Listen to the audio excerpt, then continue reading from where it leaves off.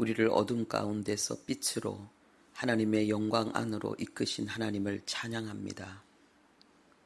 우리가 더 이상 어둠에 속한 자로 살지 않고 하나님의 영광을 누리며 세상 가운데 그 영광을 드러내는 자로 살게 하신 하나님을 찬양합니다. 아버지, 성령 하나님을 우리에게 보내주셔서 하나님 그 영광의 길을 걸어갈 수 있도록 우리를 가르치시고 우리를 보호하시며 우리를 강하게 사용하시고 역사하시는 놀라운 은총을 찬양합니다.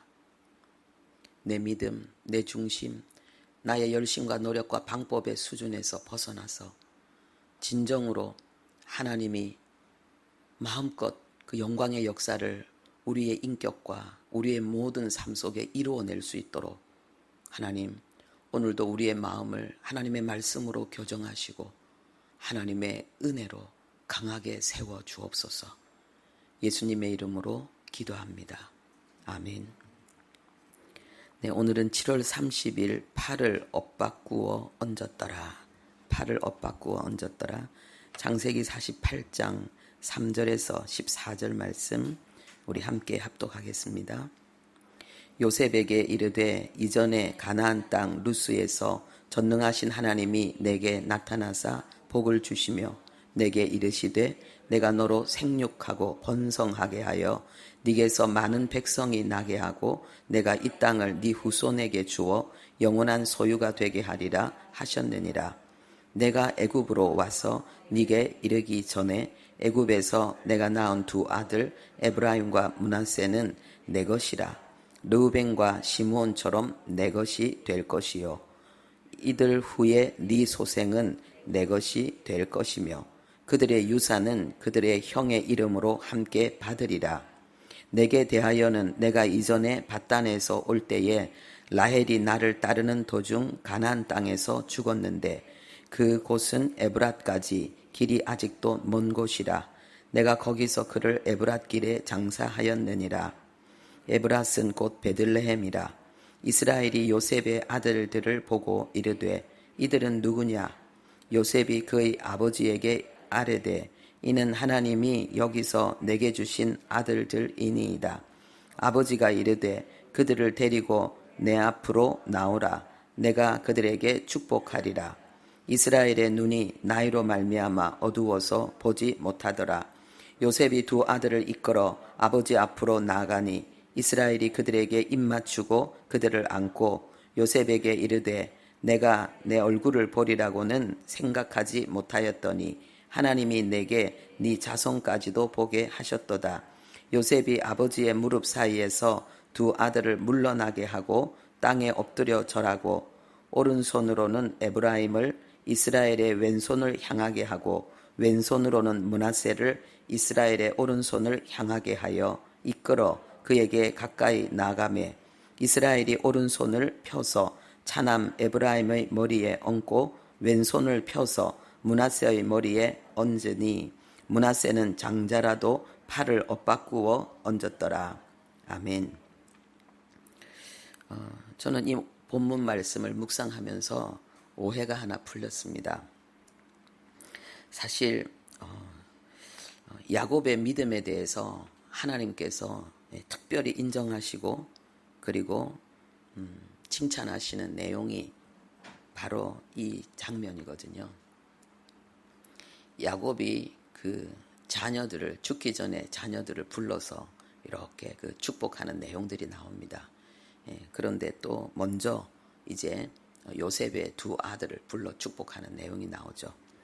히브리서 11장 2절에 보면은 믿음으로 야곱은 죽을 때에 요셉의 각 아들에게 축복하고 그 지팡이 머리에 의지하여 경배하였으며 그래서 이 야곱의 믿음 중에서 최고의 믿음을 이 자녀들에게 축복하는 그 믿음으로 하나님이 인정하시고 또 우리에게 교훈하시는 이 대목을 저는 볼 때마다 나에게는 왜 이 믿음이 별로 없는 것 같다. 그러니까 축복권, 이 부모가 자식에게 주는 축복권, 그리고 목사가 성도를 향해서 하는 그 축복권, 거기에 대해서 저는 별로 믿음이 좀 없는 것 같다. 나도 이런 강한 믿음이 생겼으면 좋겠다. 그런 생각들을 제가 늘 했습니다. 그런데 이 말씀을 묵상하면서 저에게 그 믿음이 있다는 것을 제가 확인했습니다. 저는 이렇게 제 마음속에 견딜 수 없는 특별히 이제 성도님들을 향한 견딜 수 없는 그 기도의 그 열정이 제 속에 일어날 때가 있습니다. 그때가 언제냐면은 이 성도님들이 굉장히 어려움을 당할 때에 혼자 그 문제를 해결하지 못해서 힘들어할 때에 제 속에 막 불 같은 게 올라와요. 그리고 가서 막 안수하면서 그 고통과 아픔을 몰아내고 그 영혼을 일으켜 세우고 싶은 그 열정, 제가 기도하면 막 그렇게 될 것 같은 막 그런 강한 마음이 제 속에 일어나요. 그래서 어쩔 때는 제가 교회로 오시라고 하고 그리고 기도할 때도 있어요.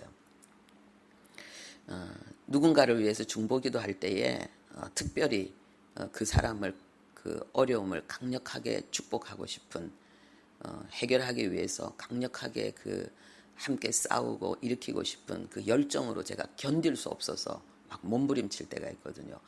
이 마음이었구나. 요셉의 마음이, 야곱의 마음이 바로 이 마음이었구나. 그게 깨달아졌고요. 또 제가 언제 성도님들을 향해서 아주 강력한 그런 축복 기도의 열정이 또 일어나냐 하면은 그 성도님들이 믿음으로 행할 때에 하나님 앞에 아주 순수한 믿음으로 어린아이 같은 믿음으로 이렇게 딱 행할 때 제 속에 불 같은 게 일어나는 거예요. 하나님 축복하셔야 됩니다. 반드시 하나님 저 믿음에 응답하셔야 됩니다.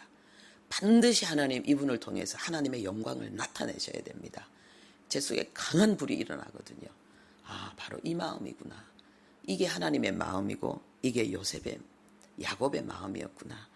야곱이 얼마나 요셉을 그리워했고 그 요셉의 그 삶을 어린 나이에 정말 찢겨 죽었다고 여겼겠죠. 그 무너진 그 요셉의 삶을 얼마나 가슴으로 아파하며 힘들어했겠습니까? 13년 세월 동안, 아니요 22년 세월 동안. 그런데 그 요셉을 다시 만나고 그리고는 얼마나 이 요셉이 좋았는지 그 두 아들을 내 자식으로 삼겠다. 이것은 이 요셉에게 사실은 장자의 축복, 갑절의 축복을 주는 거죠. 그래서 어떻게 됐습니까? 여기 묵상 이해를 돕기 위한 사역, 그래서 그 밑에 보면은 나오거든요. 이스라엘 백성들이 그 가나안 땅에 들어가서 땅을 이렇게 나누어 가질 때예요. 그 12지파에게 땅을 이렇게 나누는데 레위 지파는 흩었잖아요. 그래서 레위 지파에게 돌아올 것이 므낫세와 에브라임에게 돌아갔습니다. 그러니까 야곱에게는 두 갑절에 두 아들이 그 요셉의 족속이라 그러면은 한 족속이 땅밖에 차지하지 못하잖아요. 그런데 요셉의 두 아들을 야곱이 아들로 취했기 때문에 다른 모든 족속들은 다 하나씩 받는데 이 므낫세와 에브라임은 이 요셉의 두 아들들은 각 한 족속으로 인정을 받아서 그 지파의 땅을 차지하게 됩니다. 이게 얼마나 놀랍습니까? 갑절의 축복을 준 거죠. 그리고 또 이렇게 그 기도할 때에 보십시오. 여기 내가 그들에게 축복하리라 이랬을 때에 이것이 그 강조 능동으로 돼 있거든요. 그러니까 이 야곱이 요셉의 두 아들을 축복하는데 아주 그냥 강력하게 200% 300%의 에너지를 전심을 쏟아서 축복하겠다는 거예요. 자기의 온 믿음을 동원해서 완전히 그렇게 하겠다는데 근데 그것이 단순한 그 야곱의 열정이 아니었다는 거예요. 그것이 하나님의 섭리였다는 거예요. 하나님은 그 축복 기도를 그대로 인정하시고 나중에 가나안 땅에 들어가서 지파들이 땅을 분배할 때에 에브라임과 므낫세에게 동일하게 한 지파 한 지파의 지분을 얻게 하셨던 거죠. 우연이 아니라는 거죠. 그냥 야곱의 인간적인 마음이 아니었다는 거죠.